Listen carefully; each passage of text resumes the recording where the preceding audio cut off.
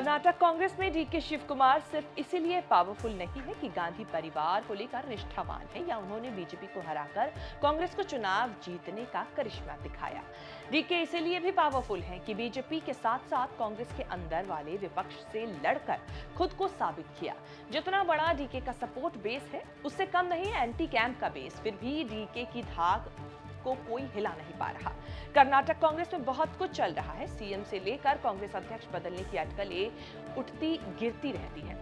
सबके सेंटर में है DK Shiv Kumar. Anti DK camp को लीड करने वालों में है सतीश जारकीहोली, जी परमेश्वरा, राजन्ना जैसे नेता। पिछले दिनों इन सारे नेताओं ने कांग्रेस अध्यक्ष मल्लिकार्जुन खड़गे से मिलकर सनसनी मचा दी थी। सबसे बड़ा शीत युद्ध चल रहा है डीके वर्सेस सतीश जारकीहोली।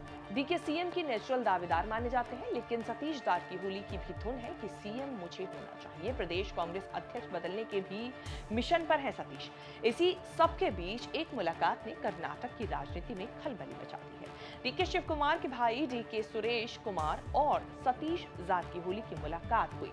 सुरेश कुमार सतीश जारकीहोली से मिलने उनके घर पहुंचे। मुलाकात क्यों हुई? मुलाकात के पीछे कोई मिशन था क्या? मुलाकात में क्या बात हुई? इन सब पर किसी ने कुछ नहीं कहा, लेकिन ये जरूर हुआ कि मुलाकात का डंका जोर शोर से पीटा गया।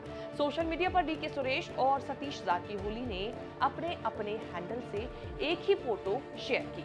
अक्टूबर में भी सुरेश और सतीश मिले थे। तब कर्नाटक बीजेपी अध्यक्ष बीवाई विजयेंद्र भी सतीश जारकीहोली से मिलने गए थे। तब भी अटकलों का बाजार खूब गर्म हुआ था। डीके के भाई का जारकीहोली से मिलने का एक मतलब ये भी निकाला जा रहा है कि कहीं उन्हें शांत रखने की कोशिश तो नहीं डीके की ओर से है। ये कर्नाटक की राजनीति में जारकीहोली प्रभावशाली परिवार से आते हैं जो बीजेपी और कांग्रेस दोनों में रहकर राजनीति कर रहा है।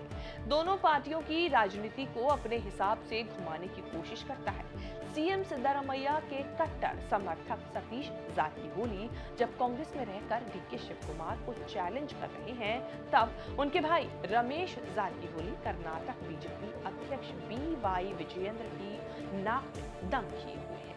येदियुरप्पा के बेटे को बच्चा कहने वाले रमेश जारकीहोली ही थे। दोनों जारकीहोली आजकल इस मिशन पर हैं कि दोनों पार्टियों के अध्यक्ष बदले जाएं। कर्नाटक के बेलगावी का है जारकीहोली परिवार। जिले की 18 विधानसभा पर असरदार जोरदार पकड़ रखता है। ढेर सारे जारकीहोली एक्टिव पॉलिटिक्स में है। कोई सांसद है, कोई सीनियर कैबिनेट मंत्री, कोई विपक्ष से विधायक है, कोई निर्दलीय एमएलसी, बस कोई कभी लीडरशिप के रोल में नहीं रहा। शायद यही वजह है कि जो भी सत्ता में रहता है उसे हिलाने की कोशिश में रहते हैं जारकीहोली।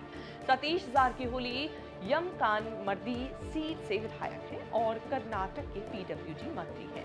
कर्नाटक कांग्रेस के कार्यकारी अध्यक्ष भी हैं। रमेश और बालकृष्णन भी कांग्रेसी हुआ करते थे। 5 भाइयों में सबसे बड़े रमेश जारकीहोली गोकाक सीट से 6 बार के विधायक का चुनाव जीते। उसमें से 5 बार कांग्रेस के टिकट पर जीते। करीब 125 करोड़ के मालिक हैं रमेश जारकीहोली। 2019 में जब कांग्रेस और जेडीएस में बगावत हुई, तब रमेश उन 17 विधायकों में शामिल थे जिन्होंने बीजेपी में शामिल होकर कांग्रेस जेडीएस की सरकार गिरा दी थी। 2020 में रमेश जारकीहोली सेक्स कांड में फंसे, तब जाकर मंत्री की कुर्सी गई। रमेश के ही भाई हैं बालचंद्र जारकीहोली जो अरभवी सीट से बीजेपी के विधायक हैं। लखन जारकीहोली निर्दलीय एमएलसी हैं।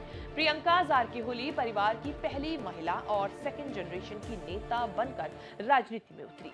सतीश जारकीहोली की बेटी हैं प्रियंका जारकीहोली। 2024 के लोकसभा चुनाव में प्रियंका जारकीहोली को डीके शिव कुमार ने चिकोटी लोकसभा सीट से टिकट दिलाया था।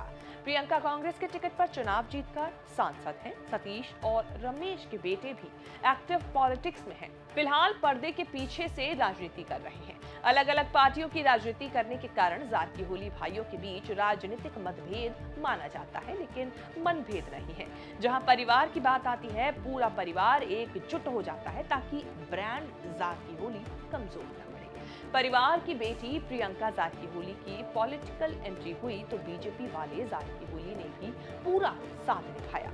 इनडायरेक्ट सपोर्ट से प्रियंका को काफी मदद मिली चिकोटी सीट पर। बीजेपी के रमेश जारकीहोली तो ये तमन्ना रखते हैं कि एक दिन छोटा भाई सतीश कांग्रेस की सरकार का सीएम बने। सतीश जारकीहोली ने भी बयान दिया हुआ है कि 2028 में सीएम बनने के लिए वो दावेदार होंगे।